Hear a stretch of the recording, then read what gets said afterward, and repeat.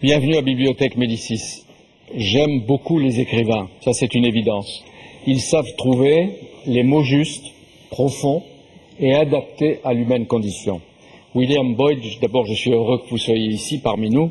Dans La vie aux aguets, votre roman vous fait dire à un personnage « Nous avons tous des secrets. Aussi proches ou intimes qu'on soit, personne ne sait la moitié de la vérité à propos de qui que ce soit d'autre. » La moitié de la vérité, c'est déjà pas mal. Oui, c'est pas mal, mais peut-être c'est pas tout à fait la moitié, mais c'est une portion. Mais quand même, je pense que impossible de comprendre une autre personne complètement, même les plus proches. On garde toujours les secrets, on est toujours un peu caché des autres. Et déjà, c'est difficile pour soi-même. Oui, tout à fait. Ou à l'égard de soi-même. Ça dépend. Je pense que c'est possible de connaître soi-même. Mais il y a toujours les surprises. Cette surprise, oui. Ouais. Eh bien, ici, chacun va raconter ou va témoigner de sa vie, ce qu'il veut bien en raconter, naturellement, au cours de cette émission Bibliothèque Médicis. Et puis, les vies croiseront souvent des moments d'histoire que les uns et les autres ont vécu. Roland Dumas, avec vous, nous sommes de plein pied dans l'histoire. Affaires étrangères que vous publiez aux éditions Fayard, c'est 81-88, c'est le premier septennat de François Mitterrand. Oui, exactement. On s'en souvient, donc vous avez été François Mitterrand l'ami, le confident, 45 années de complicité. Oui, un long parcours ensemble. Hein. Et jusqu'à la réussite présidentielle, nous étions déjà amis, et j'étais son avocat, j'ai été à l'UDSR, j'ai fait des cercles avec lui, bon. Tout ça, c'est une longue vie politique. La maison qu'il a habitée rue de Bièvre. J'ai habité la maison à côté. Tout le monde a cru que j'avais acheté la maison pour pouvoir me rapprocher de lui. Mais c'est le hasard des intermédiaires qui ont fait. Est-ce qu'il était toujours facile d'être son ami? Eh bien, justement, vous parliez de la connaissance que l'on a des hommes et de la vérité. Un jour, je lui posais la question, à combien estimez-vous de pourcentage la connaissance que l'on a de vous? Il a réfléchi, il a dit un quart. 25%. Voilà, déjà beaucoup. Ouais. Et comme vous voyez, vous tutoyez tous les deux, non? Quand on était en tête à tête, c'est lui qui décidait. Je le laissais faire. Quand il était président de la République? Président de la République, d'abord on était toujours en fonction, presque en uniforme. Donc au Conseil des ministres c'était interdit, bien sûr, mais même dans les relations comme ça, en tête à tête. Oui, il disait, Roland, tu viens dîner, oui, monsieur le président. On s'appelait par les prénoms. Mais on ne se tutoyait pas tout le temps, surtout quand il y avait du public. Vous êtes Mitterrand était très scrupuleux du respect des formes. Du respect des formes, par exemple le protocole, il veillait à ce que le protocole soit respecté, tout en brocardant, en disant c'est un peu ridicule. Il citait le cas de Louis XVIII, qui, lorsqu'il est revenu, son premier soin a été de prendre un décret pour établir la cour, et le protocole de la cour, avec la tenue des bas, etc. Alors il était un personnage ridicule. Hein. Mais en même temps, il fallait témoigner du respect, la fonction, c'est important, la République, ça compte. Vous êtes resté 7 ans au Quai d'Orsay, c'est presque un record, il y a eu Couve de Murville sous le général de Gaulle, et puis votre successeur Hubert Védrine qui a déjà resté 5 ans. 5 ans. Est-ce que vous êtes beaucoup servi, François Mitterrand et vous, des services secrets quand vous étiez à l'Élysée? Nous avions... La vérité. Non, à 25%. Un peu plus. Non, il y avait un lien entre le Quai d'Orsay et les services secrets. C'est-à-dire que le directeur de cabinet avait un contact hebdomadaire avec les directeurs des services secrets, qu'il s'agisse de la DST ou qu'il s'agisse de l'USDEC. Donc ça passait par un très haut fonctionnaire. Mais on ne pouvait pas ignorer ce que savait les services de renseignement, et puis nous, de notre côté, faire notre politique sans avoir des informations un peu intéressantes. Et dans les grandes occasions, le directeur de cabinet venait m'informer, disant voilà, il y a telle chose qui se passe. Un exemple. Par exemple, un exemple, quand on a déclenché la guerre de l'Irak, sur l'affaire du Koweït, la première dont je parle, et on s'est aperçu, les services secrets se sont aperçus qu'on avait encore chez nous des soldats irakiens qui étaient à l'entraînement sur nos avions. Donc on allait bombarder l'Irak qui débarquait là-bas, et on avait des Irakiens qui s'entraînaient chez nous. Bon, il a fallu évidemment prendre des mesures, pour mettre un peu plus de cohérence. Oui, c'est ça, un peu plus de cohérence. peu plus d'équilibre. Et je fais venir l'ambassadeur, puis il a dit, vous allez les reprendre, hein, vous avez 48 heures. Et c'est comme ça que ça s'est passé, mais ce sont les services de renseignement qui nous ont informés. Oui, William Ball raconte comment Churchill a utilisé pendant la guerre les services secrets britanniques pour essayer de déstabiliser ou d'affaiblir un peu le régime nazi et Hitler. Oui, c'est ça, mais c'est surtout vis-à-vis les États-Unis. Le roman est au sujet d'une opération clandestine aux États-Unis pendant les années 40-41, qui est presque inconnue dans le monde entier. Mais parce qu'on oublie aujourd'hui, dans l'époque soi-disant les relations privilégiées entre Grande-Bretagne et les États-Unis, qu'à l'époque, en 41, 80% des Américains étaient contre la guerre en Europe. Parce qu'ils en avaient fait une, et ils disaient ça nous avait rapporté la crise de 1929. Et il y avait aussi une anglophobie assez sévère là-bas, mais aujourd'hui c'est oublié tout ça. On pense que nous sommes des cousins, très amis, tout ça, mais à l'époque c'était différent. Donc en 41, pour Churchill, la chose la plus importante, c'était d'avoir les Américains comme alliés. Mais comment faire ça? Donc il a mis en place un bureau. Non, c'est pas. Parce que c'est très intéressant, qui est dans le sous-sol. Non, c'est pas les chambres. Ça, c'est très intéressant, mais ça, c'est quelque chose à New York, au centre Rockefeller, qui s'appelle British Security Coordination. BSC. Et qui lançait des fausses nouvelles, des fausses informations. Oui, c'était une manipulation d'informations là-bas incroyable, une grande réussite pour persuader les Américains que ça vaut le coup de joindre la guerre en Europe. Eh bien, une fois encore, pour un de vos romans, l'histoire et la réalité, les événements réels vous servent de tremplin. Hein.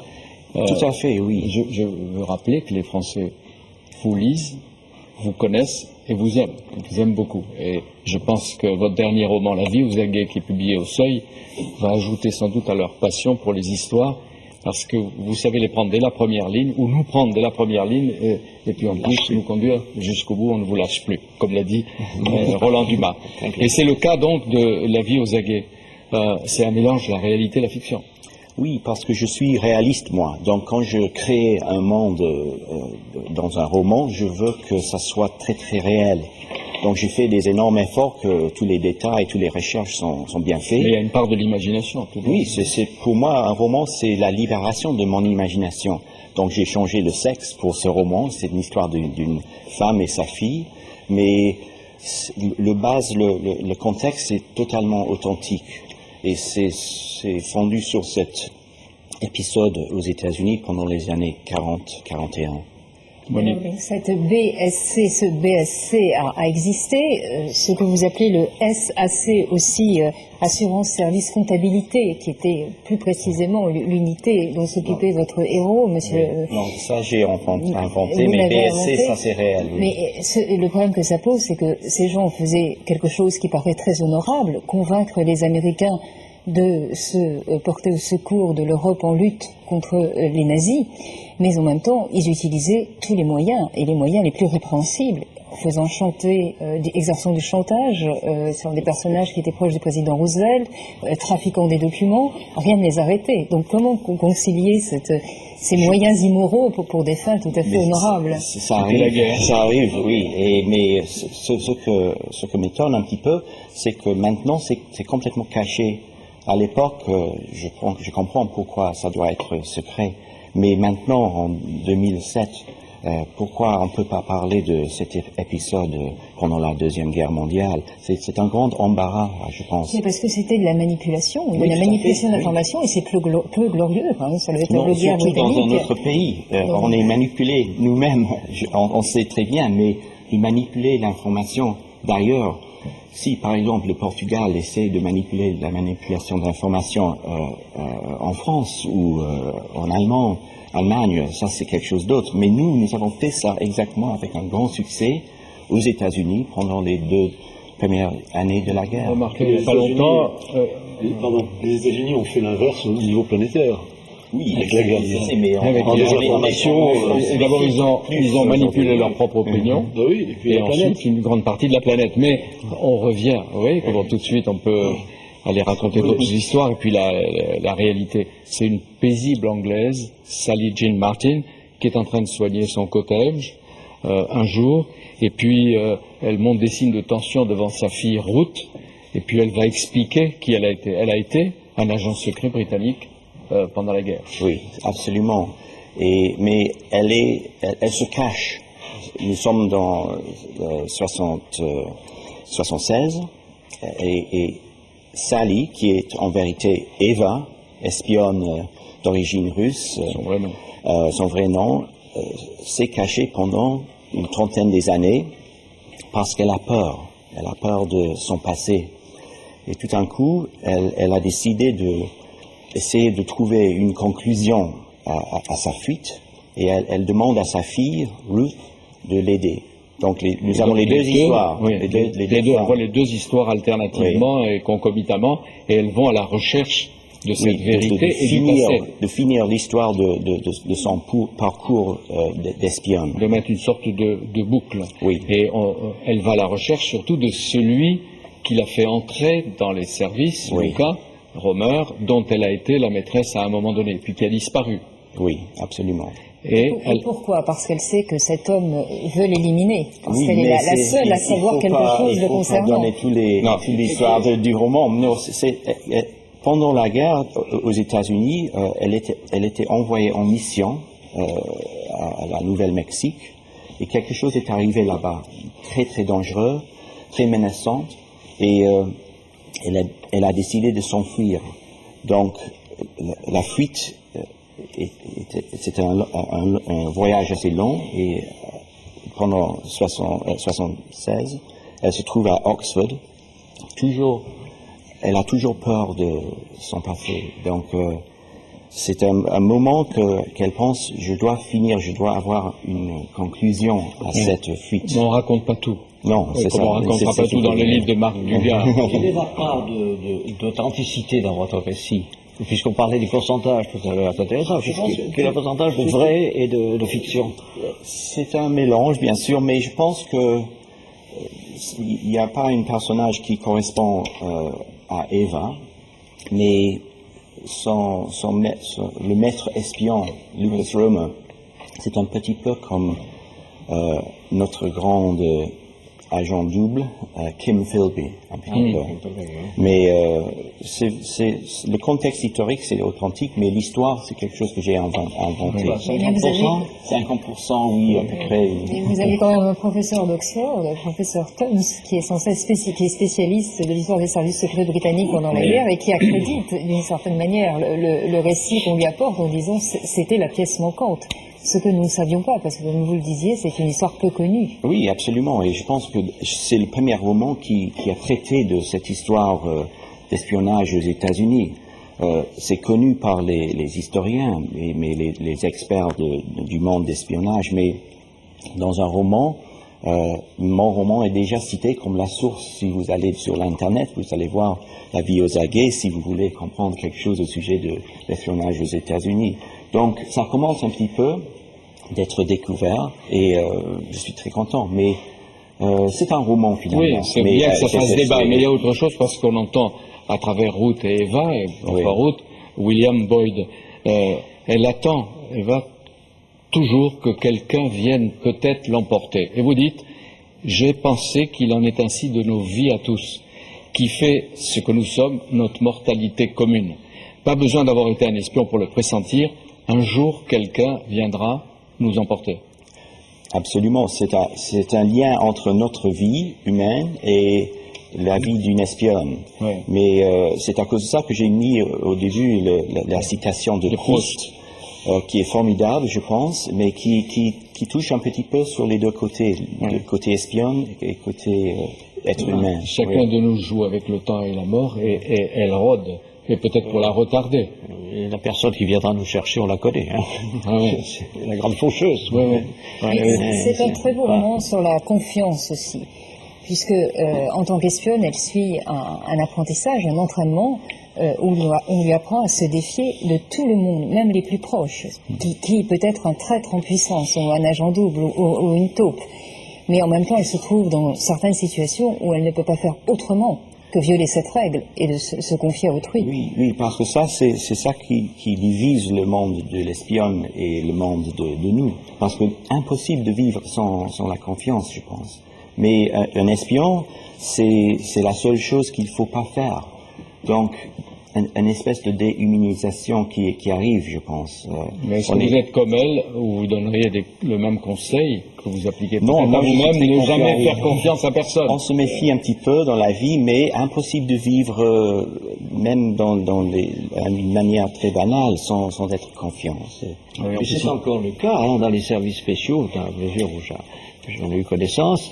Il y a des règles très très strictes de déontologie des agents. Par exemple, ceux qui écoutent des conversations à l'étranger, n'est-ce pas, et puis qui les traduisent, par exemple les pays arabes, ils ont des consignes. Et si quelqu'un les aborde dans un restaurant pendant qu'ils sont en train de déjeuner, ils doivent en rendre compte immédiatement à leur supérieur. C'est encore d'actualité. Vous avez cité la phrase de Proust, on peut la résumer.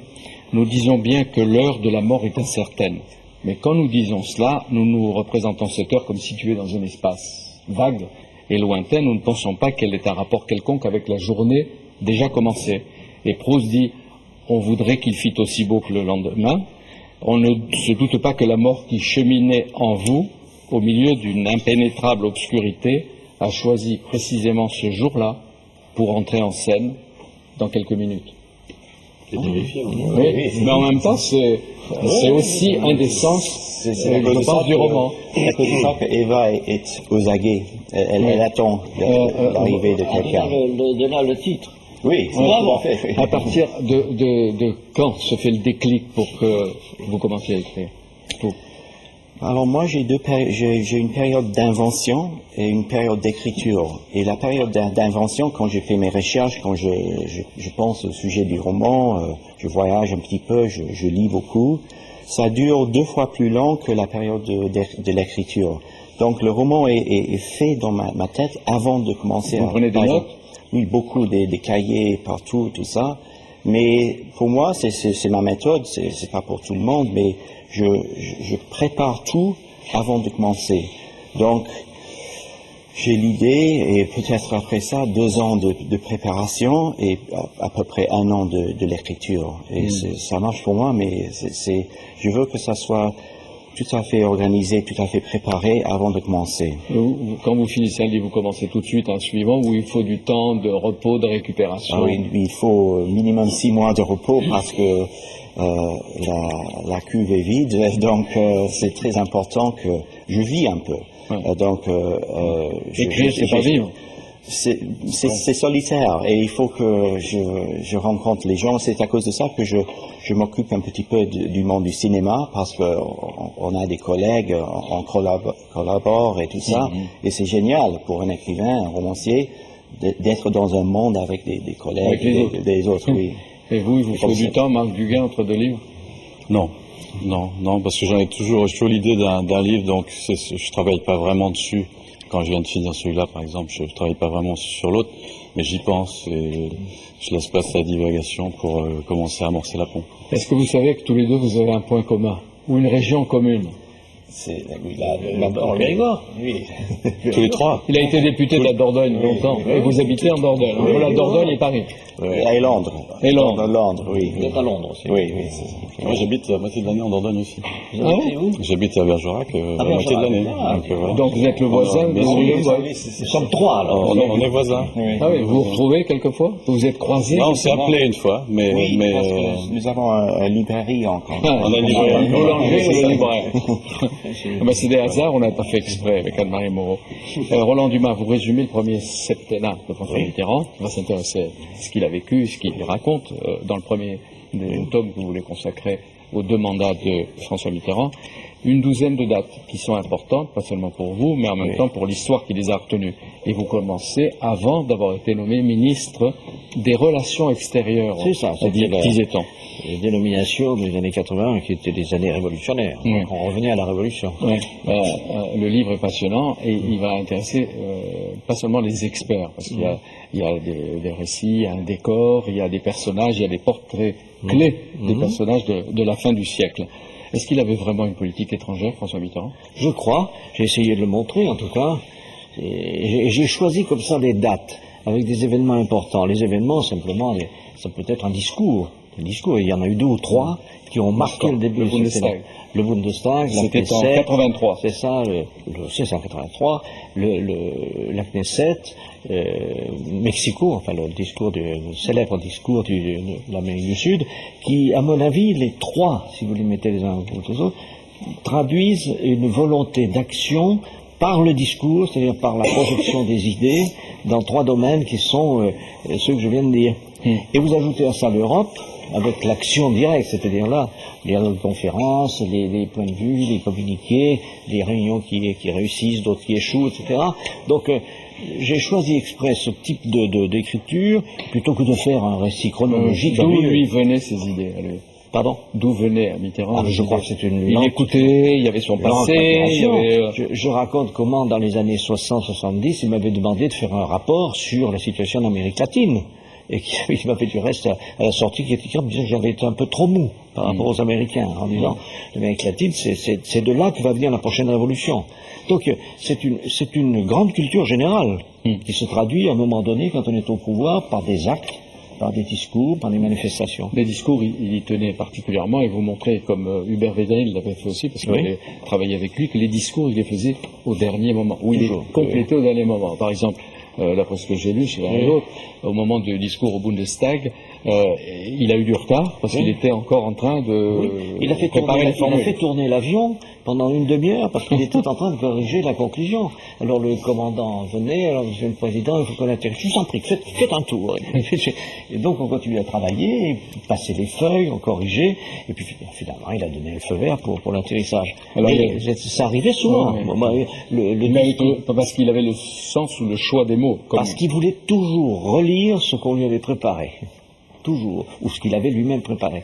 Alors il faisait au dernier moment. Mais oui, parce qu'il était jaloux de son temps. Il apportait un très beau livre, il voulait lire pendant les 3/4 du voyage, le 9/10 du voyage, et puis alors quand il nous reste encore combien de temps, alors il se précipitait sur le on m'a raconté que le discours qu'il avait fait lors des obsèques à Nevers de Pierre Bérégovoy, il l'a écrit. C'est un discours très fort dans le train qui le conduisait à Nevers, entre Paris et Nevers. Oui. Hein, bon. Mais de même, quand il fait le très beau discours sur Mendes France dans l'Assemblée nationale, il est arrivé, il était fatigué le matin, il m'a dit, j'ai passé ma nuit à faire le discours. Il y a les tête-à-tête avec le chancelier Kohl, qui sont 2 hommes différents. Ils se sont disputés, ils se sont parlés, ils ont fini par se comprendre jusqu'à la poignée de main. Raconte comment cette poignée de main est venue. Justement, elle est spontanée ou organisée? Non, elle était prévue. Parce que Mitterrand raconte que la main est partie, l'autre l'a attrapé, etc. En réalité, moi, 3 jours avant, il m'a dit, il faudrait que vous réfléchissiez à un geste symbolique qui marque notre époque, parce que on m'a proposé ça, mais on peut peut-être trouver mieux. Donc, vous voyez, c'était clair. C'était pas aussi les informations, d'une certaine manière, une forme de désinformation aussi. Une manipulation, comme dirait William Boyd. Une manipulation.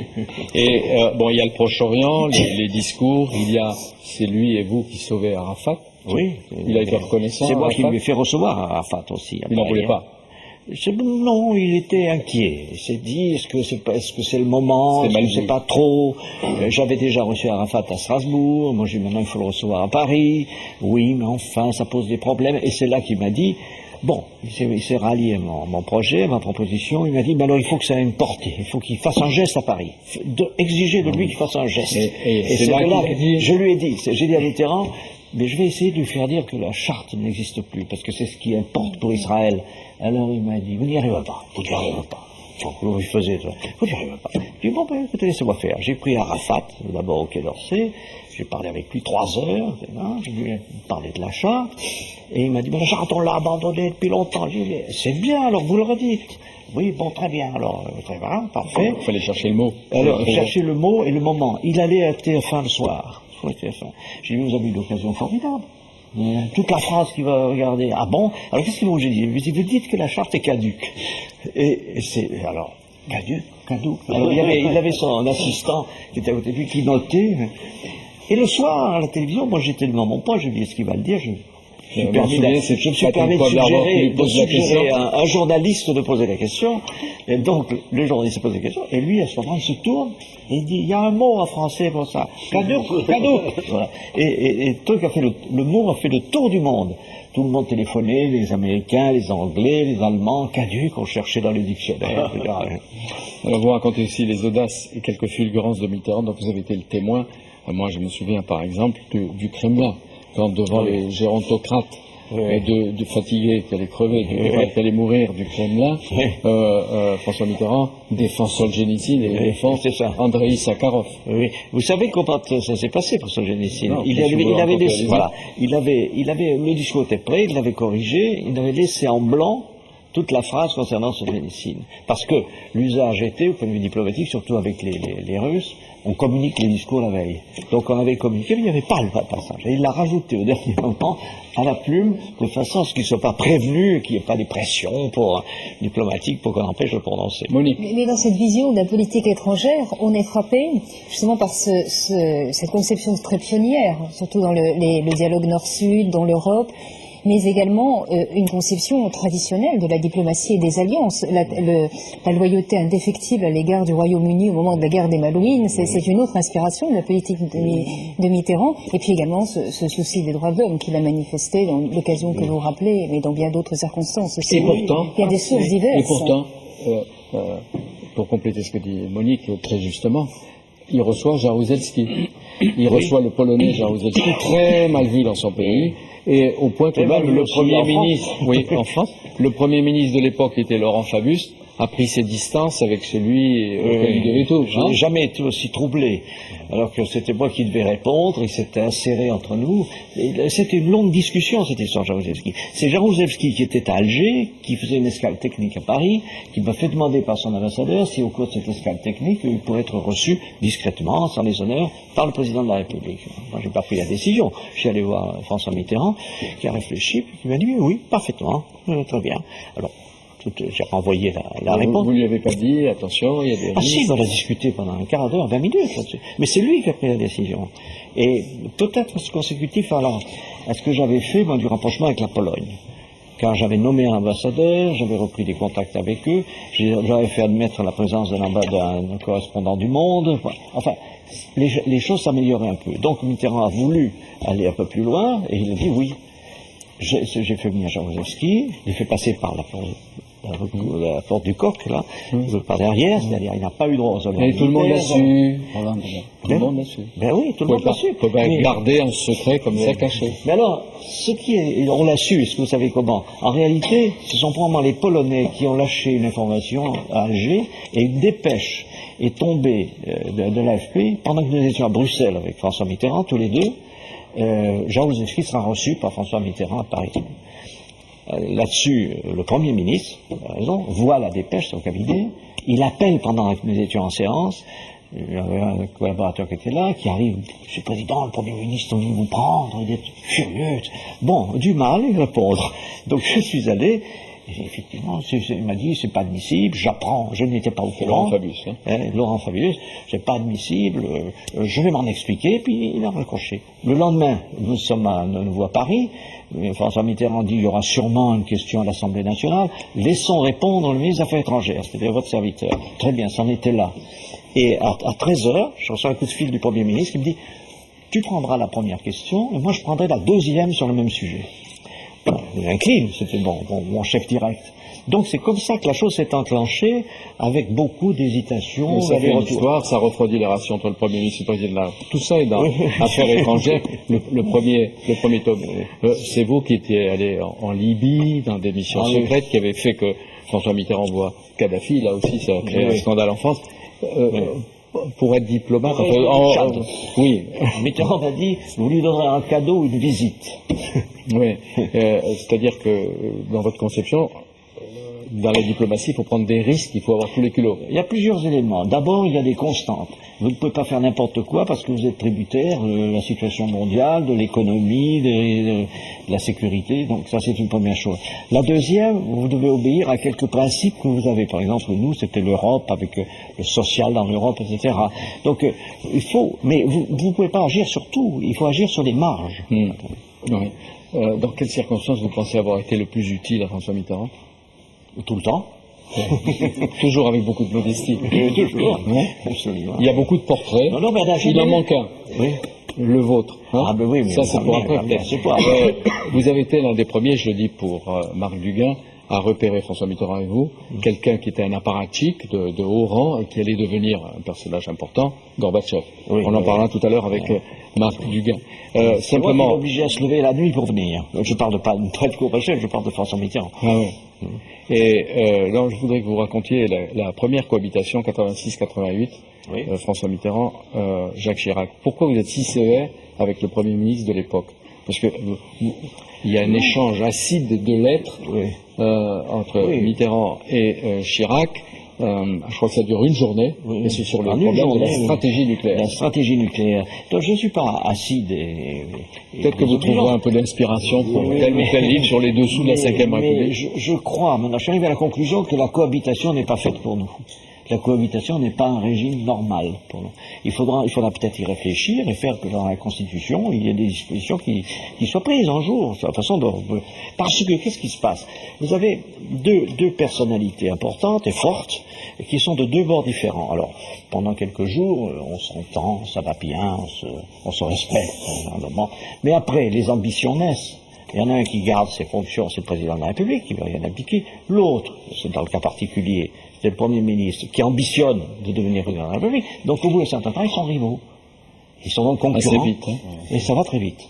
Et donc, chacun se sert des armes qu'il a. Et c'est au détriment de l'institution de la République. C'est l'échange de lettres que j'ai publié, qui est inédit, entre le président de la République et le Premier ministre sur la force de frappe, à la suite de la conférence de Dublin, le montre bien. Le Premier ministre envoie une lettre au Président de la République. Monsieur le Président de la République, mon ministre de la Défense nationale me rapporte que vous avez tenu tel propos sur la force de frappe.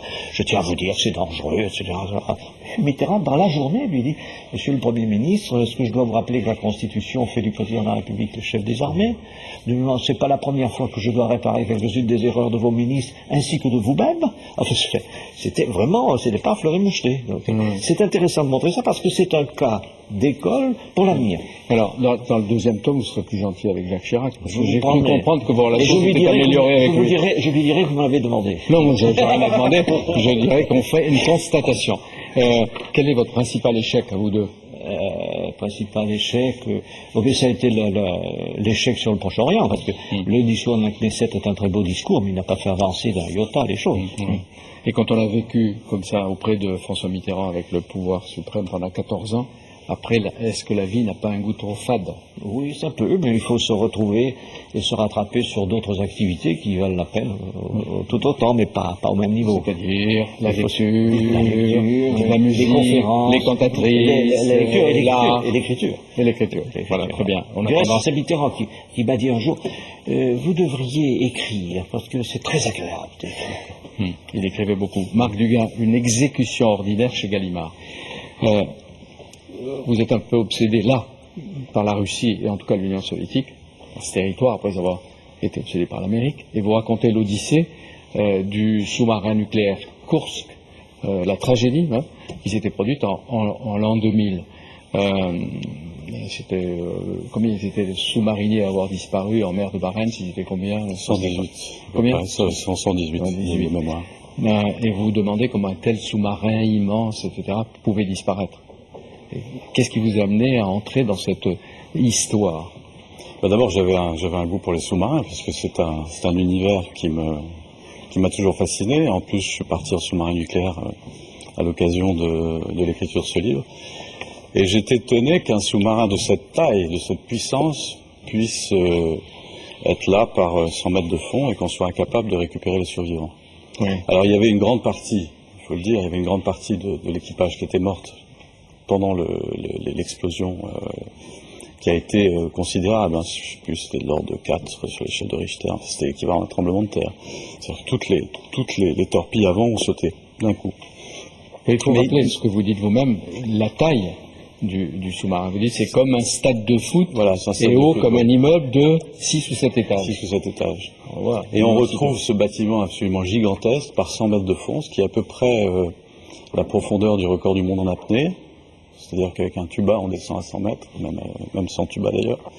Et on n'arrive pas à sortir ces gens-là. Donc moi, je me suis posé la question, pourquoi les survivants qui étaient à l'arrière, n'a-t-on rien fait pour aller les chercher? Et donc l'histoire est partie comme ça. Mais ils sont allés chercher. Ils ont essayé d'aller chercher. Ils ont essayé, ils ont essayé.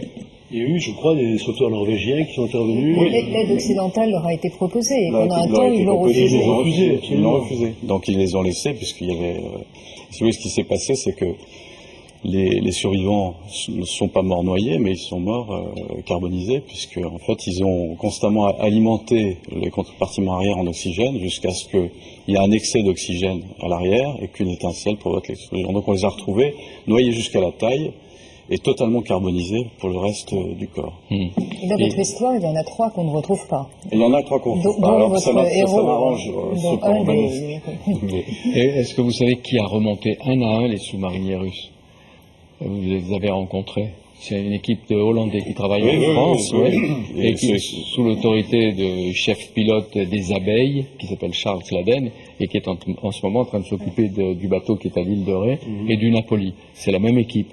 Et un jour, ils m'ont raconté l'horreur que ça a représenté d'aller chercher un à un et de les remonter c'est à la un surface. épouvantable. Mais vous, ça vous permettait, Marc Duguin, en parlant du Kursk, de régler un compte avec Poutine et la Russie. Alors moi, ce que j'ai voulu faire à partir de là, c'était un peu une généalogie du pouvoir russe actuel. Donc je suis remonté jusqu'à Staline, puisque le livre démarre... c'est un livre que j'ai écrit à rebours, d'ailleurs, c'est la première fois que je fais ça. J'ai écrit la dernière partie d'abord, ensuite je suis remonté pour écrire la première. Et donc ça m'intéressait de voir... parce qu'aujourd'hui, il faut savoir qu'on érige à nouveau des statues de Staline en Russie, ce qui est quand même extraordinaire. C'est quand même quelqu'un qui est un tueur en série, comme on en a eu quelques-uns dans notre histoire, mais c'est un des plus remarquables. Et donc il y avait toute cette histoire de Staline, de Pour vous, c'est l'antisémitisme l'occasion, russe qui vous nous dites m'intéressait, Staline, Poutine, ça, c'est l'occasion de montrer que de tout le temps avec ces gens, surtout lui qui vient du KGB, la vie n'a pas de prix. C'est ce que vous voulez démontrer chez ces gens-là. Oui, c'est-à-dire qu'il y a une constante, si vous voulez, quasi shakespearienne dans l'histoire de la Russie contemporaine. C'est un mépris pour la vie qui n'a pas d'égal, et Dieu merci, en Occident, enfin de notre côté, c'est-à-dire en France, en Angleterre, en Allemagne. Vous ne citez pas l'Amérique. Je cite pas l'Amérique, mais aussi, enfin... Mais surtout, la vie n'a pas de sens. C'est-à-dire qu'il ne faut jamais demander pourquoi. On vient vous arrêter, on vous torture, on essaie de savoir ce que vous savez. Bon, vous ne dites rien. Ensuite, on vous torture pour essayer de savoir ce que vous ne savez pas. Et puis, on vous remet chez vous et on vous dit continuez à vivre. Et à aucun moment, pourquoi? À aucun moment, la question n'est posée. Il y a une sorte d'absurde à laquelle toute une société consent, l'absurde du pouvoir tyrannique. C'est ce que j'appelle le terrorisme d'État. C'est-à-dire qu'il y avait, sous Staline, une véritable terreur d'État. C'est-à-dire que la terreur, par définition, c'est quelque chose qui tombe au moment où vous n'y attendez pas et vous ne pensez pas être responsable de quoi que ce soit. Hein, Mais ça ne vous étonne pas. mais en même temps, ça vous étonne pas parce que sous Staline, le pli a été pris. C'est-à-dire que les gens savaient qu'on vivait comme ça. Donc au bout d'un certain temps, ils s'attendaient à être arrêtés, à être torturés, Mais à pourquoi être déportés. Inhérent au régime. C'est un peu inhérent au régime. Oui. Oui, mais pourquoi? On comprend ce que vous dites de Staline et on l'a lu, on le sait. Pourquoi aujourd'hui, et à propos de Poutine, vous remontez jusqu'à Gorbatchev et tous ceux qui ont précédé et Staline? Quel compte vous avez à régler avec eux? Ah, moi, j'ai pas de compte personnel. Je suis très détendu vis-à-vis de la Russie, mais simplement, moi, ce qui m'intéressait aussi, c'était l'histoire de l'antisémitisme russe, la façon dont ça... Parce que Staline a été très loin. Quand il est mort, Staline, en 53, début 53, il préparait la déportation des Juifs. Et de ces médecins? De ces médecins d'abord qui avaient fait arrêter, c'était toute l'affaire des blouses blanches, et ensuite les suites de cette affaire. Et il y a encore aujourd'hui un antisémitisme qui est très très fort en Russie. et qui est, je dirais, attisé par tous ces gens des ex-KGB, FSB.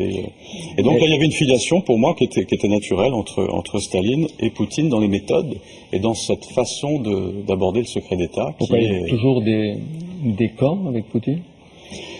Ça, il faut le demander à Khodorkovsky, qui a été envoyé en Sibérie pour fraude fiscale.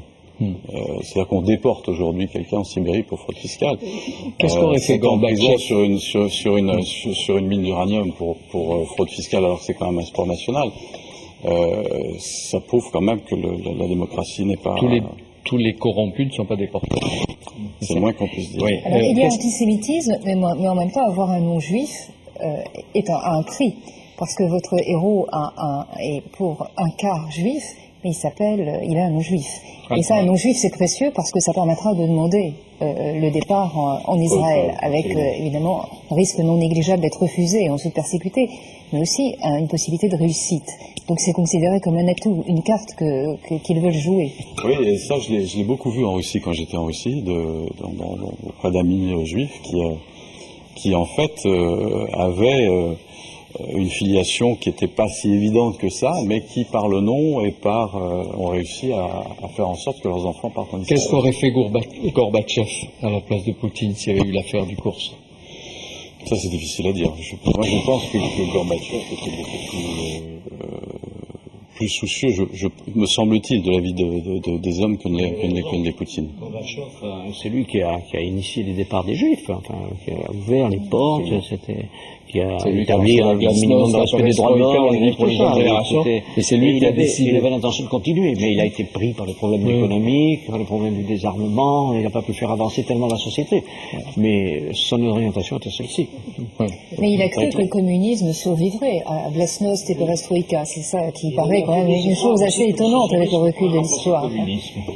C'est vrai, il était pour un social-démocrate, c'est ce qu'il Mais ce qu'il a perdu à un moment donné, c'est de préciser aux pays de l'Europe centrale qu'ils n'utiliseraient pas les armes s'il y avait un soulèvement. Le résultat, on l'a vu. Mais vous aviez écrit, on se souvient à la Chambre des officiers et de notre conversation autrefois à Europe, en hommage à votre grand-père, victime de 14-18, puis la malédiction d'Edgar, c'était sur Edgar Hoover, vous permettez de faire un jugement sur les États-Unis.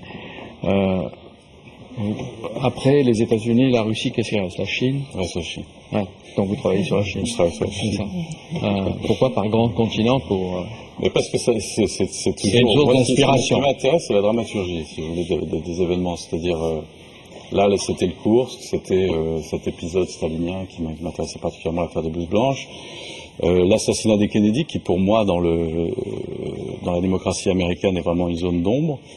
Et puis, je crois que Mao et l'évolution de la Chine aujourd'hui font que c'est un sujet intéressant. Donc, je commence à regarder. J'ai pas encore d'idée, mais je commence à regarder. Vous prenez toutes les dictatures. Et vous avez changé de métier, c'est ça, pour écrire? Oui, ça fait un moment maintenant. Oui. Depuis ma Et vous vivez au Maroc? Ou toujours? En partie, et en Dordogne. Bah bon. Alors, voici l'Égypte. Monsieur Sinoué, Gilbert Sinoué, le romancier qui se fait historien avec le colonel et l'enfant roi chez la Thèse. La couverture révèle 3 personnages, le roi Farouk, Nasser, et sans doute le bateau de croisière ou de fuite. De croisière, il s'appelle le Casset Caire, qui en fait veut dire le palais du bonheur, et c'était mon père qui avait racheté ce bateau, qui ne pouvait avancer que sur le Nil. C'était un bateau à fond plat, un roi Aube, sort de Mississippi Boat, lorsque le roi a été déchu et que ce bateau s'est retrouvé à l'abandon. Les officiers libres ne sachant que faire de ce esquif, et finalement mon père l'a racheté, l'a transformé en hôtel et en restaurant, et a tenté une chose absolument absurde à l'époque, c'était les croisières en Haute-Égypte. Dans les années 60, tout le monde pensait que c'était absolument utopique, ça ne marcherait jamais. Et nous sommes partis en Haute-Égypte, j'avais 14 ans, je me souviens, bateau à moitié vide, et il y avait 5 passagers qui erraient sur le pont, et tout le monde trouvait ça absurde. Vous racontez l'Égypte de votre enfance, ça c'est magnifique parce que vous dites qu'à l'âge de 5 ans, hein, Monique, vous gardiez encore aux narines l'odeur des pneus Michelin qui étaient installés chez le concessionnaire qui était près de chez vous. Oui, c'était un moment assez fort, parce que parfois on se pose des questions, on se demande, mais à quand remontent nos plus lointains souvenirs? Et je crois que ça peut être des odeurs, plus que l'image elle-même, c'est très curieux.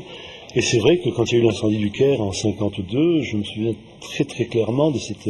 Enfin, je me souviens, mon nez se souvient des pneus Michelin. Il y avait un concessionnaire de pneus Michelin qui était collé à notre maison et le Caire s'était embrasé.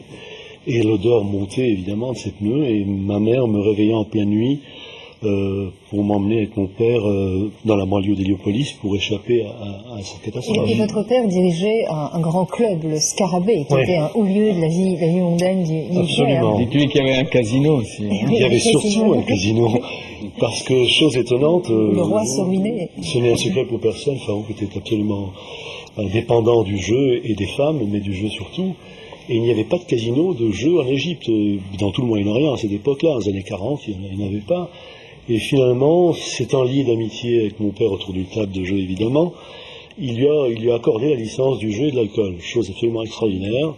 Et mon père a fait une fortune colossale qu'il a tout aussi vite dépensée sur les tapis verts. Et c'est comme ça qu'un soir se sont retrouvés 4 rois dans cette salle de casino. Le roi d'Albanie qui était en exil, Umberto d'Italie, Yougoslavie et le roi Farouk. Et il a été fermé ce cabaret par les officiers libres. Il a été d'abord brûlé pendant l'incendie du Caire, et puis un matin, les officiers Nasser, enfin la bande des officiers libres, la Révolution, a posé des scellés, et nous nous sommes retrouvés comme ça. Il n'y avait pas que la tragédie, parce que vous dites bien, vous décrivez les femmes qui se promenaient à l'époque, bras nus, qui se baignaient, qui allaient à la plage. Mais absolument. C'est ce qui m'a le plus marqué, finalement, lorsque je suis retourné en Égypte.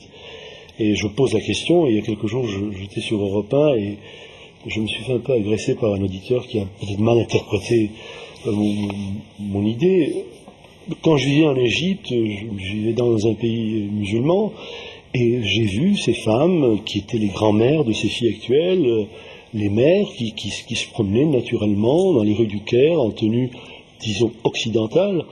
Et les seules femmes que nous voyions voilées à cette époque-là, c'était les paysannes qui remontaient et qui étaient toutes vêtues de noir. Pourquoi leurs filles avancent masquées aujourd'hui? Alors aujourd'hui, en retournant en Égypte 20 ans plus tard, j'ai été frappé de voir que 90%, visionnez 95% des femmes de la population féminine est voilée. Mais ne pensez-vous pas que c'est dû à la disparition de tout ce cosmopolitisme égyptien qui a fait Alexandrie, le Caire jusqu'aux années 50, avec les juifs, les communautés juives, les communautés chrétiennes, les musulmans, tout cela a disparu, ces gens sont partis, et on a affaire à une toute autre Égypte. Lorsque vous lisez le Quatuor d'Alexandrie de Laurence Durel, on retrouve l'Égypte que vous avez connue enfant, et qui n'existe plus aujourd'hui.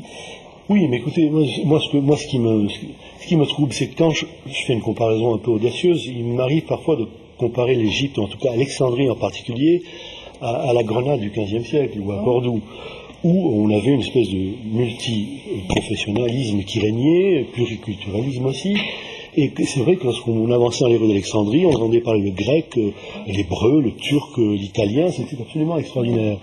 Moi, ce que je reproche à ce qui s'est produit après Nasser, et à cause de Nasser, ce n'est pas que le pays se soit repris en main en quelque sorte. Je cite un exemple, je faisais mes études chez les chauffeurs jésuites, et à l'époque, la première langue d'enseigner était le français. Bon, ça peut paraître excessivement choquant, imaginez qu'en France, la première langue soit l'arabe. Donc que le pays ait repris, que le pouvoir ait repris les rênes d'une certaine manière, je trouve ça logique. Ce qui me trouble infiniment, c'est l'éradication. C'est-à-dire que tout à coup, on a conjugué l'Égypte au singulier, et tout le reste a été annihilé. Je pense que nous faisions partie, les communautés juives, grecques catholiques, syro-libanaises, italiennes, faisaient partie de la richesse de cette Égypte. Et c'est ça qui me trouble infiniment, c'est que je crois que l'Égypte a perdu au change. Et vous faites le portrait de Farouk, on peut penser que la seule chose qui pouvait l'emporter, c'est la révolution. Parce que vous citez une confidence de Farouk un soir de dépression, qui dit en dit long sur ses compétences, bientôt il n'existera sur terre que 4 rois, 2 trèfles, 2 piques, 2 cœurs et 2 carreaux. C'est l'histoire dite par Patrick Bruel. Et puis on voit arriver la montée du colonel Nasser, fils d'un postier, vous racontez bien sa vie, vous avez beaucoup travaillé sur Nasser, mais il a été un moment important de l'histoire du nationalisme arabe. Il a été indispensable, indispensable.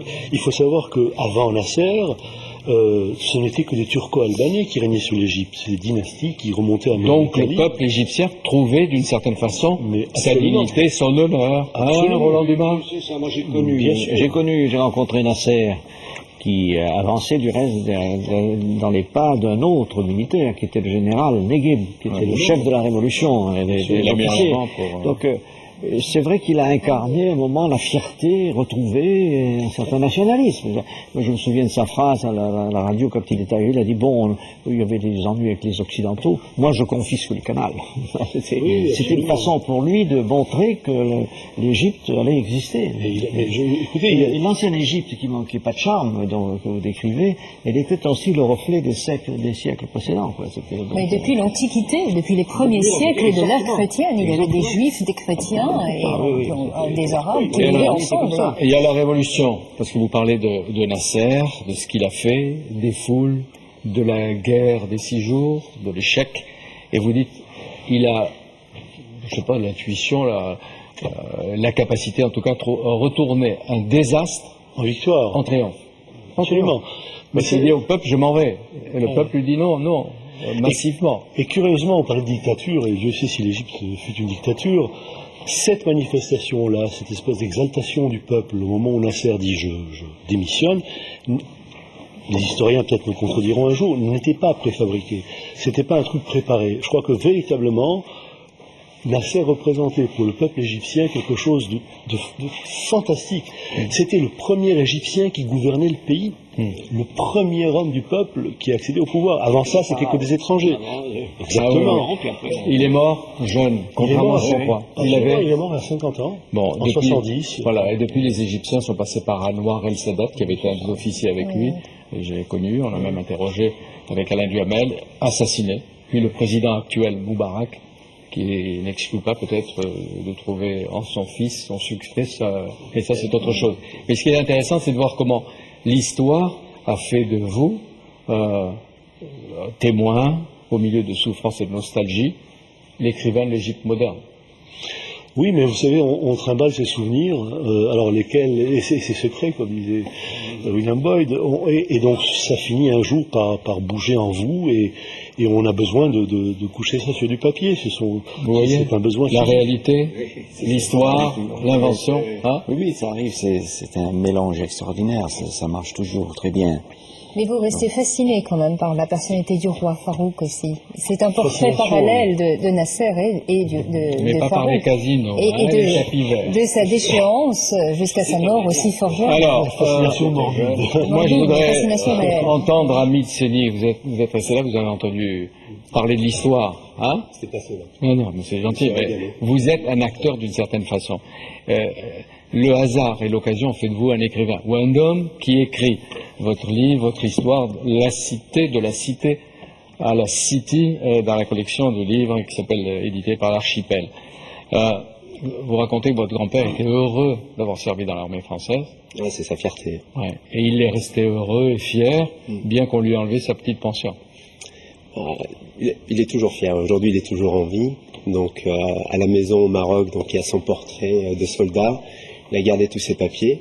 Et je me rappelle, il y a à peu près une dizaine d'années, il m'avait dit, tiens, vu que tu as fait des études, peut-être que tu pourrais m'aider. Ça fait beaucoup d'années que j'ai plus ma pension, ma retraite militaire.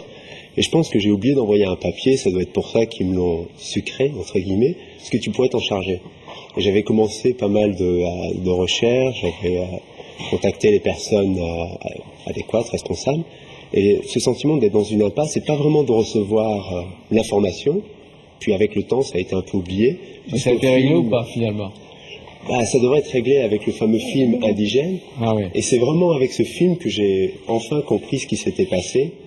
Sauf que j'en ai pas parlé à mon grand-père, je ne vais pas expliquer la raison pour laquelle... Alors, vous l'avez dit, vous êtes d'origine marocaine, mais vous êtes né dans une cité de Valence, ou près de Valence. Absolument. Moi j'ai adoré ce que vous dites, en tout cas de votre père, qui était peut-être illettré, qui était ouvrier, pauvre, digne, et qui rêvait d'un grand avenir, et qui répétait aux enfants, n'oubliez jamais votre lingot d'or. Votre lingot d'or. C'était quoi le lingot d'or? Le cerveau, notre cerveau. Pour lui, c'était, vous avez la chance d'être né en France, et surtout, j'ai énormément de cousins. Ils sont tous nés au Maroc, et pour eux, c'était une impasse. Alors que pour nous, on est né en France, l'école républicaine, la chance pour tous, l'égalité des chances, et c'était votre cerveau, c'est votre lingot d'or.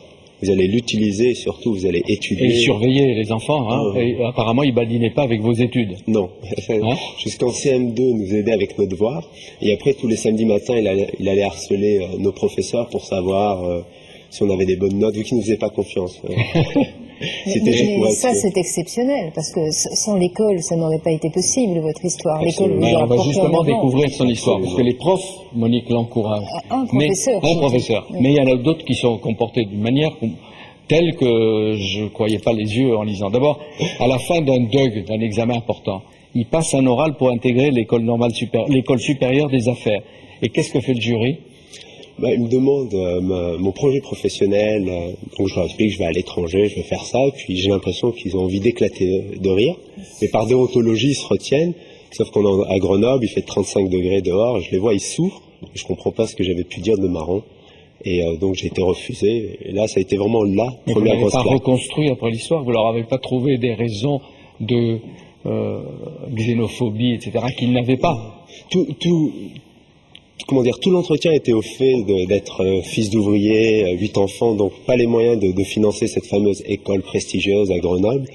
Et donc tout était, et j'avais pas le sentiment que l'argent aurait pu être une barrière. On est en France, il y a un système de bourse, il y a un système de prêt. Mes parents avaient économisé sou pour sou pendant des années pour pouvoir financer nos études. L'argent n'était pas à la barrière, et c'est comme ça qu'ils m'ont éliminé en disant de toute façon vous ne pourrez jamais financer cette école, au Ça, revoir. en plus, vous travaillez, issu des études, ça marche. Vous voulez faire un DESS et d'abord un stage en entreprise. Là encore, je tombe des nues. Qu'est-ce que vous répondent les DRH? Vous allez entendre, William Donc Boyd, j'étais passé dans ce des excès téléphone. qui sont peut-être pas fréquents, mais qui se Des produisent et anecdotes. qu'il faut condamner et C'est combattre. pour ça, donc par téléphone, je passe d'une personne à l'autre. Donc je me présente comme Monsieur Séni, ça se passe bien. Puis la dame s'arrête, me dit attendez, vous pouvez me rappeler votre nom? Ce qui était un peu surpris, on lui a passé l'appel. Et je dis Amit Séni.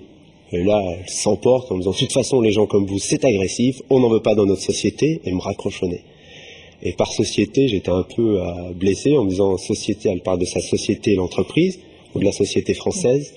Et ça Non, m'avait vous croyez que c'était plutôt son entreprise. Mais grâce au lingot d'or, vous vous découragez pas. Non, là, pour mes parents, vu qu'ils ont tout donné pour nos études, notre avenir, il n'était pas question de jeter l'éponge. Donc je continue. Après, il y a une dame d'une entreprise assez prestigieuse autour de Grenoble qui me donne une sorte de lettre de référence pour intégrer un DESS, puisqu'avant on m'avait dit, malgré vos bons résultats, vous ne trouverez jamais d'emploi et vous serez un point noir dans mes statistiques. Et elle me disant, mais si je te donne une référence, ça pourrait les rassurer. Sur Donc le il y a quand stage. même des gens qui aident. Allez-y. Vous disiez quoi en fait devant ces murs qui se dressaient? Vous disiez est-ce que c'est parce que je suis né je suis d'origine marocaine? Est-ce que c'est mon côté métèque? Est-ce que vous posiez quelle question en fait? Il y a une forme d'autocensure d'une certaine manière, parce que les gens vont vous dire non, mais c'est des excuses par rapport à votre manque de réussite, vous tombez dans le misérabilisme ou autre.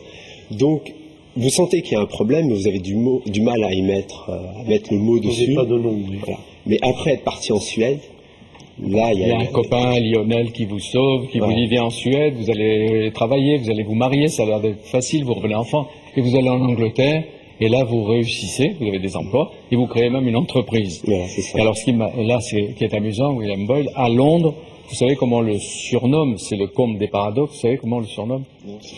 Le Frenchie. Ah oui, voilà. Ouais. C'est ça qui est intéressant, c'est donc en France beaucoup de difficultés à trouver un peu son identité. Et dès que j'arrive à l'étranger, on me renvoie cette image du français. Je me rappelle une fois. Mais vous étiez content quand vous êtes Bah, content ça- quand on dit ça- Frenchie. Ça m'a beaucoup aidé un peu à trouver une identité. Et l'un des plus grands paradoxes, c'était quand on sortait en discothèque. Les gens disaient attention, vous les Français, beaux parleurs, dragueurs, laisse-nous quelques filles et là ramène pas sur le fait que tu sois français. Ça faisait assez bizarre et c'est vraiment une bouffée d'oxygène. Mais pour les jeunes, Je suis pas français, je suis marocain. Une fois, j'avais dit ça, et la personne pensait que je me moquais d'elle. Elle avait vraiment pris pour une insulte du style. Est-ce que tu penses que je suis une idiote ou quoi? Avec ton accent français, tu veux me faire croire que t'es marocain? C'est Hélène, ça. pour les jeunes d'aujourd'hui, donc qui naissent dans des quartiers difficiles et qui n'ont pas la même orientation que vous vers l'école, comment faire pour les convaincre qu'eux aussi ont un lingot d'or et que l'école c'est leur chance? Ben, c'est un peu le paradoxe dans lequel on est. Dans les quartiers, il y a beaucoup de contre-exemples. Toutes les personnes qui sont allées loin dans leurs études ont du mal à s'insérer. Beaucoup sont encore chez leurs parents, d'autres avec l'aide sociale, le RMI. Donc faire des études, c'est le contre-exemple. Et on voit ceux qui n'ont pas fait d'études, qui sont dans, comment on appelle, les petits business, on les voit rouler en Golf, en BMW. À cause de trafic divers. Ouais. Et c'est ça qui est assez bizarre, c'est vous avez arrêté l'école à 16 ans, vous donnez l'impression de bien vous en sortir, et surtout vous êtes respecté, et quand vous avez fait vos études, vous êtes... Mais désormais, grâce à tous vos efforts et à votre langue d'or, vous êtes reconnu, respecté ici, en France, et je me souviens que l'été dernier, M. Seni, Ahmed Seni, a pris la parole au MEDEF. Il a été applaudi, j'espère que vous ne jouiez pas les alibis ni les otages, par les chefs d'entreprise, les intellectuels qui étaient là au MEDEF. C'est ça s'était très très très bien passé. Et il y avait une journaliste qui, entre guillemets, voulait me faire passer pour le beurre de service. Alors pour moi, j'étais à la maison, j'étais à l'aise avec les personnes, elles m'ont mis à l'aise, et puis on parlait le même discours, le discours de l'entreprise qui souhaite gagner. Ouais, c'est Laurence Parisot qui fait la préface du livre d'Ahmed Seni qui a été écrit avec ma consoeur de la fée, Brigitte Dussault. Et Laurence Parisot dit c'est le symbole de cette jeunesse à laquelle la France ne s'est pas toujours donné sa chance, mais elle vous couvre d'éloges, et qui sont des éloges sans doute mérités. Alors, le livre s'appelle De la cité à la city, et est-ce que, quelquefois, au moins par gratitude, vous allez de la city à la cité? Ah oui, toujours. Mes parents, ils y habitent encore, donc toujours, et puis avec les amis d'enfance, et puis là, je deviens un peu une sorte de coach pour eux, ils me demandent beaucoup de conseils, et surtout par rapport à l'orientation pour leurs petits frères et sœurs. Nous avons tous des secrets, disait William Boyd, aussi proche ou intime qu'on soit, personne ne sait la moitié de la vérité à propos de qui que ce soit d'autre. Il y a un secret chez Ahmed Seni. Le secret, c'est qu'on a grandi dans un pays magnifique, il ne faut pas perdre l'espoir. À condition de savoir combattre et d'être... et c'est un message aussi pour les autres, comme dirait Monique. Ou comme dit Monique. Oui, absolument. Et comment dire, je vois... Le discours que j'ai autour de moi est un discours assez négatif, alors qu'on est en France et il ne devrait pas être comme ça. Alors dites bien que vous êtes français, un pur produit de l'école républicaine française, qui vous a permis de... Sinon elle vous gronde. Non, mais c'est vraiment ça. Et à force d'obstination, eh bien, toutes les portes de la société finissent par s'ouvrir et les discriminations par tomber. En tout cas, et tous autour de vous, nous devons lutter pour cela.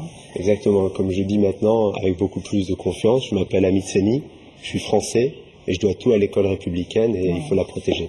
Voilà, merci. Bon mot de fin. Voilà, et il y a à la fois l'histoire, le roman, la littérature, et en même temps le témoignage le plus direct. C'est presque un personnage de roman. Hein.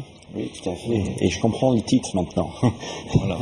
Merci à vous tous. C'était Bibliothèque Médicis, dont l'équipe Philippe Lallemand à la réalisation, Anne-Marie Moreau, Françoise Mananti, Marie-Madeleine Rigopoulos a beaucoup aimé vos récits et vos paroles. Et c'est vrai qu'on peut inventer, fabriquer, dans certains cas, son destin. Merci à vous tous et à bientôt.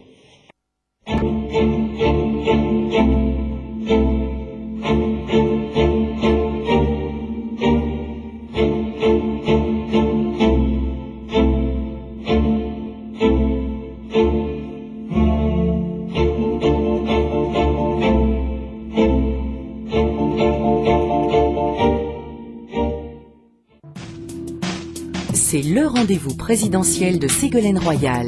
Le 11 février, la candidate socialiste présente officiellement son programme et fait le bilan des débats participatifs organisés dans toute la France. C'est un événement politique à suivre en direct et en intégralité, dimanche à partir de 9h30 sur la chaîne parlementaire.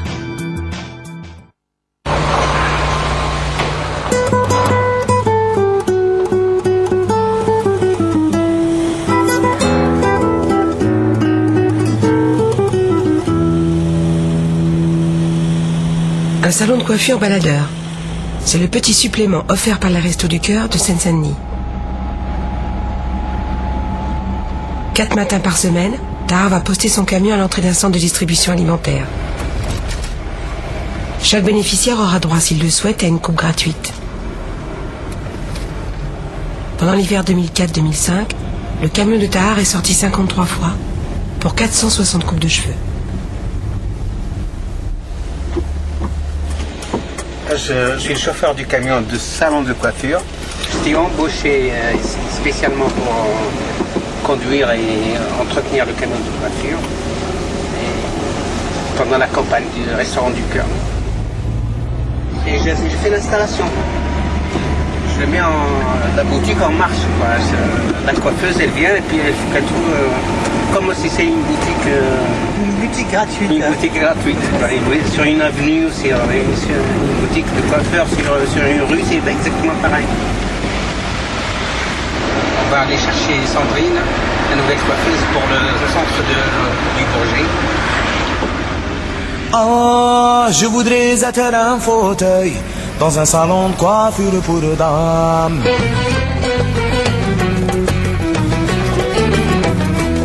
Pour que les fesses des belles âmes s'écrasent contre mon regard. Il est exactement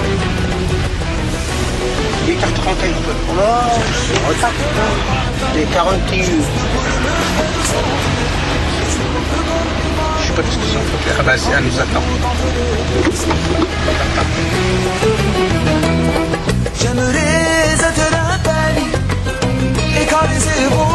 Sandrine est l'une des 6 coiffeuses professionnelles qui consacrent à tour de rôle une matinée de travail bénévole au salon itinérant de Tahar. Dans un salon coiffure pour dames seulement.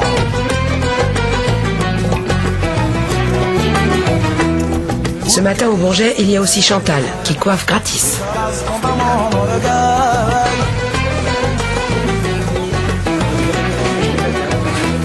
Ces hommes et ces femmes survivent avec moins de 500 € par mois. Avec un tel budget, 20 € pour le coiffeur, c'est un luxe qu'on peut plus se payer. Ce que Chantal et Sandrine ont distribué ce matin, c'est aussi du plaisir. Celui de se regarder dans le miroir. T'as pas un badge pour... C'est Sandrine? Oui, Sandrine. T'as pas un badge? Donne-lui un, je vais dire après celle que j'ai donnée. Voilà. T'habites où, Sandrine? À Aubervilliers. Elle est en vacances, Marie? Oui, elle est en Égypte. Une semaine d'Égypte, ça, je n'en fais pas. Elle avait un rendez-vous à Rome avec des amis, puis elle est partie une semaine. Mais tu sais que nous, on a tellement l'habitude de se voir qu'elle me manque. Non, mais franchement, indépendamment du camion coiffure, c'était mon employé, Marie. Tu sais qu'elle est coiffeuse ici au Resto du Cœur. Et c'est elle qui m'a entraînée là-dedans. Hein. À un moment donné, bon, bah, moi, je me suis retrouvée veuve, et puis, bah, c'est pas facile, quoi. Hein. Alors, il y avait le boulot, les enfants, ok, mais enfin, j'avais le moral, parfois, il y a le moral à zéro, quoi. Et elle me dit, bon, bah, c'est tout, vous arrêtez de penser à vous, maintenant, vous avez du temps à donner au Restaurant du Cœur. Bon, j'ai dit, quand elle est malade, celle-ci, j'ai du temps à donner au Restaurant du Cœur. Elle avait fait un peu la distribution alimentaire. Et on est allé faire un petit tour, voir avec mon fils et tout. Et c'est comme ça que je me suis trouvée embarquée dans cette aventure-là, quoi. En l'an 2000. On a fait l'inauguration à Drancy, hein. Le camion, ouais, il était tout neuf, installé. Oui, alors je te dégrade le dessus pour faire un petit pétard, hein. D'accord. Vous travaillez pas? Non, je suis en remise. On me donne pas. Je suis trop vieille. Vous avez quel âge, madame? 55 ans. Avant, j'étais trop jeune, j'avais pas d'expérience. Maintenant, je suis trop vieille, j'ai trop d'expérience. Vous avez un métier? Bouchère. Bouchère charcutière. Il n'y a pas d'âge pour ça dans les grandes surfaces. Vous avez demandé dans les grandes surfaces? C'est surtout dans les grandes surfaces que je demande parce que les marchés, c'est trop dur. Ah, mais il faut se lever le matin, hein. Je me lève le matin. Le marché. J'ai l'habitude.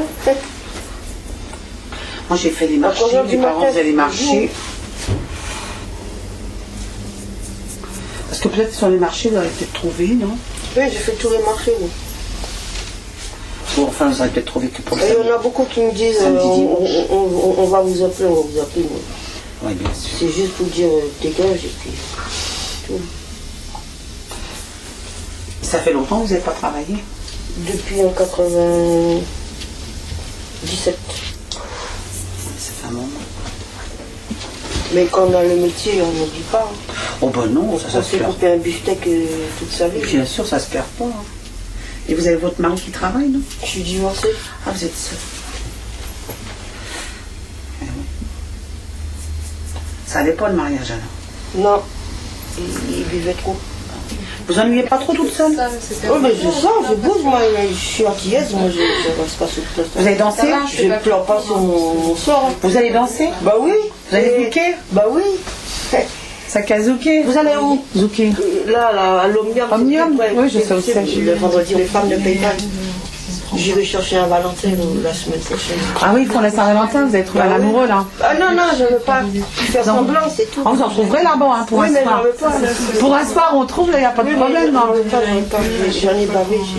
Mais si vous en trouvez un gentil. Non, non, non, ils sont tous comme ça, ils font semblant d'être gentils, puis après... Ils sont gentils pour un soir. Non, je suis dégoûtée, je suis dégoûtée. Vous n'avez pas eu de logement? Bon, quand on est en RMI, on n'a pas de logement. Ben. Et l'hôtel, c'est cher quand même? Je paye 380. Pour le mois? Ouais. Mais il n'y a pas votre repas là-dedans, c'est juste hébergement. Je fais à manger. Ah oui, vous avez pour faire à manger? Oui. Qu'est-ce que vous faites toute la journée? Je vais à l'atelier, je bouquine, je vais à la bibliothèque, je vais chez des copines, je reste pas là à pleurer, je bouge.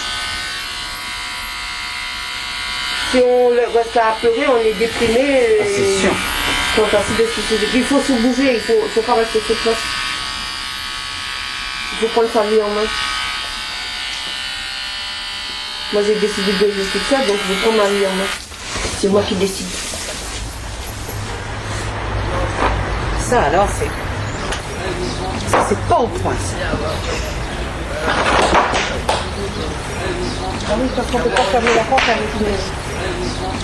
Bonjour, madame. Bonjour. C'est pour enlever son paillasson, là. Ça va? Et regarde-moi. Regarde-moi, regarde les cheveux. Oui. Il y a beaucoup de barre. Ta gueule. Ah, ça va, t'as vu?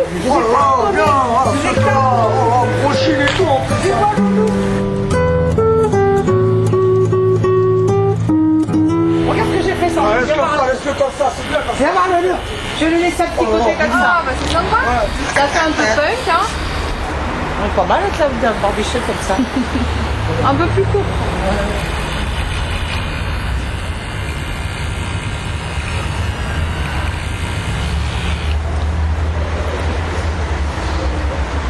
Ça change lourd. Ah ouais, carrément.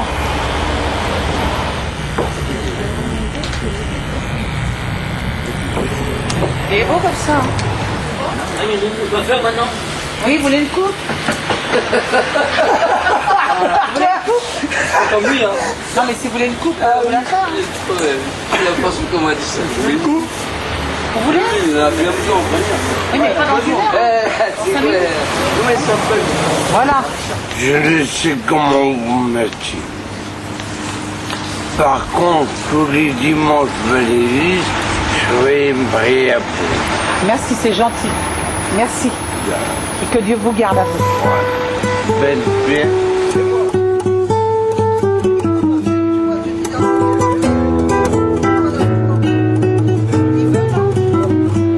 C'est votre métier, ça? Oui, bien sûr, je suis coiffeuse. Ça fait 40 ans que je suis coiffeuse. Au revoir, madame. J'ai un salon de coiffure. Au revoir, madame. Donne-lui un calendrier, madame. Et tu... Marque son nom, marque son nom. C'est quoi votre nom, madame? Très bien. Parce que j'ai 57 balais, que je suis pas beau, faut pas, hein. Bah, je sais bien, parce que j'ai 57 balais aussi, donc dis donc, ouais. Et encore, quand j'étais jeune, j'étais mieux que ça, hein. C'était mieux que ça, parce que tu devais être drôlement beau, alors, hein. Bon, ça allait, disons. Ça allait? Je plaisais aux femmes, ça suffit. Ah, bah, ça suffit, alors. Ah, je me suis jamais pris pour l'Apollon de Bellac, quand même, faut pas exagérer. Non. Bah, t'as une femme, c'est bien. Bah, il y a pas longtemps que je me suis remarié, il y a quoi, il y a 3 ans? Ah, tu t'es remarié? T'étais séparé? Non, j'étais veuf à 35 ans. Ah, t'étais veuf de bonheur, alors, en effet. Ben, le cancer pour les femmes, ça arrive à n'importe quel âge. Hein. Oui, mais on n'en meurt pas toujours, parce que moi je l'ai eu, alors me dis pas ça. Ben, on y a fait la totale et puis on en est mort. Ah ouais, ça c'est moche. Moi j'ai eu un cancer du sang en 89. Hein. Et puis ben voilà. Je me suis fait soigner. Après, avec mes 2 petites filles, j'ai pas voulu leur filer une belle-mère. Bon, j'avais avec des maîtresses, mais ils venaient jamais à la maison. Tu les cachais. Tu t'organisais. Non, mais comme tous les... Bon, c'est pas grave, hein, c'est normal. Là, je faisais de peine à personne comme ça. Bah, bien sûr que non. Puis celle avec qui je me suis remarié, là, je la fréquentais depuis 8 ans, puis un jour, elle m'a posé la question. Moi, je lui ai dit pourquoi pas. Si ça a marché pendant 8 ans, ça marchera après. Hein. Et puis ça marche. Et puis après, je me suis retrouvé sans boulot, puis c'était terminé. Et elle travaillait pas non plus? Ben, je travaillais, elle travaillait comme assistante dans le collège Val d'Ormois, dans le 18e de cantine. Et puis bon, elle a vu les piégés. Mais vous êtes à la rue? Vous habitez où? On habite dans un squat. Ah, tu squattes? Je vous l'ai dit. Squat, oui, c'est vrai. Et elle a eu les pieds gelés parce qu'il faisait trop froid dans le squat? Et oui, mais je suis pas là. Elle remplit pas le bras zéro de bois. Elle laisse éteindre alors. Bah, faut dire que moi j'ai travaillé pendant 10 ans au Québec. Ah ouais, bah dis donc, c'était bien là-bas. Dans les hivers, là-bas, je connais. C'est pas comme ici. T'avais une bonne place alors? Ah oui, c'est à ce c'est où je travaillais qui m'a envoyé là-bas. Ah, t'étais à l'ASMA? Moi, je connais l'ASMA. C'est à côté du pont d'Argental. Mon mari travaillait pour l'ASMA. J'ai mon oncle qui travaille pour l'ASMA. Là-bas, il est sorti pas souvent, mais quand il est sorti, ça fait mal. Oui, parce que c'est une boîte qui tient à l'ASMA, quand même. Hein. Pourquoi tu bosses pas pour un patron? Parce qu'à mon âge, je veux pas m'embaucher. Ah oui, ça. Quand je vais faire la ferraille à 4 h du matin, je suis dehors, moi. Mais tu auras droit à ta retraite après, puisque tu as cotisé. Bon, je m'inquiète pas pour ça. À 60 ans, tu as droit à ta retraite, tu pourras la demander, hein. Bien sûr qu'il vais la demander. T'as pas à avoir honte, là. Parce que monsieur veut pas le RMI parce que c'est le salaire de la honte. Donc tu veux rien. Bah tu le dis quand je vais laver la tête. C'est bien ce que tu m'as dit. Exactement. Et non, j'ai pas tort. Parce que la seule chose qu'on peut pas nous enlever, c'est notre fierté. Il veut garder sa dignité, il veut rien de personne. Le jour que je travaille la nuit, quand on me dirait, ouais, c'est nous qui travaillons pour toi, j'arrête qu'à la boucler. Quand on me dit ça, je peux répondre. On peut être pauvre mais digne. Regarde, là, et en plus tu sens bon, je t'ai mis de l'eau de Cologne. Regarde comme t'es beau. Est-ce que ça te plaît ta coupe? Ouais, c'est que ça va, c'est comme ça, ouais, ça va. Ça va? Ouais. De toute façon, si j'ai arrêté chez le coiffeur, je n'aurais pas fait mieux. Bah bien sûr que non, bah attends, dis donc, moi je suis coiffeuse diplômée, qu'est-ce que ça veut dire ça? Regarde, ça va? Mais vous êtes ravissante en plus. N'est-ce pas? T'avais pas remarqué ça par contre. Mon rêve inaccessible. Bon, bah, tu vas aller retrouver ta femme? Oui, je vais la sortir un petit peu la puce. Voilà. Si vous voulez, je vous offre un verre? Non, merci, c'est gentil parce qu'on m'attend. Oui, j'ai fait 130. Hier et samedi, j'ai fait 137 € en brûlant du cuir. Tard, on n'a plus d'eau, alors on pourra. On nettoie comme ça, mais on n'a plus d'eau. Ah oui, c'est pas. Bon, je vous fais la bise. Ouais, au revoir. Alors bon courage. Bon, alors bise, parce que je vous connais pas assez. Non, ça suffit. Pas la russe. C'est enregistré ça. Ouais. Vous allez rigoler quand vous allez regarder ça. Eh ben, je suis mieux comme ça. Au revoir. Au revoir, Révina, je sais que t'as des sous les yeux. C'est grave comme ça. C'est très bien comme ça.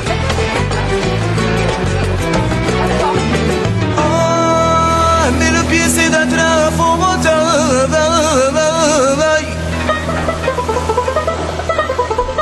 Ah, dans un salon de coiffure pour dames seulement.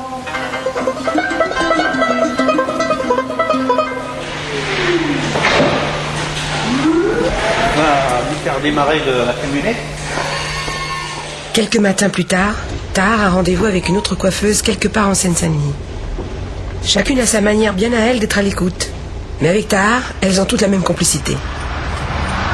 On va aller chercher 1 milliard pour ainsi. C'est une coiffeuse bénévole qui va coiffer des bénéficiaires à Neuilly-sur-Marne aujourd'hui. Et elle fait ça depuis 3 ans ou 4 ans. Elle est très gentille, c'est une femme charmante.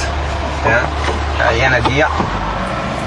Il n'y en a pas beaucoup, hein, de coiffeuses à faire du bénévolat et puis de donner de leur temps et de. Non, il n'est pas là, Mina. Ah si, il est là. Si, il est là.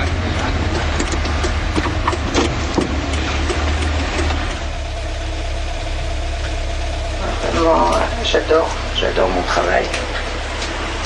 J'étais coiffeuse, j'ai eu 2 salons de coiffure. Maintenant, ils ont décidé de traverser.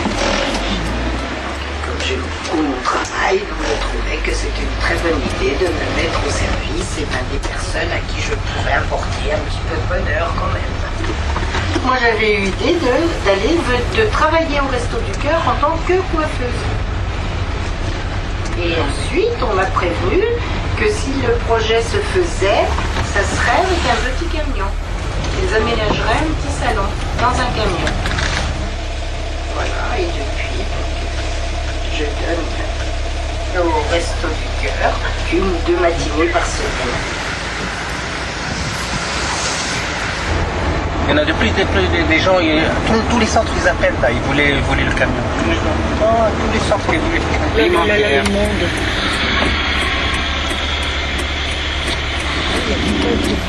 Ici, il y a Saint-Denis, il y a des centres où il y a la queue, il y a d'autres non.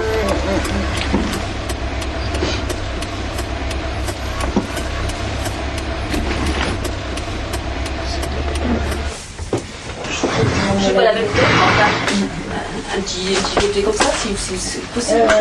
Oui, avec des petites mèches, il y en a un petit peu en avant. Là. J'ai beaucoup de soucis, alors j'ai les cheveux qui sont amenuisés et qui sont mous. Oui. Voilà, Lizzie.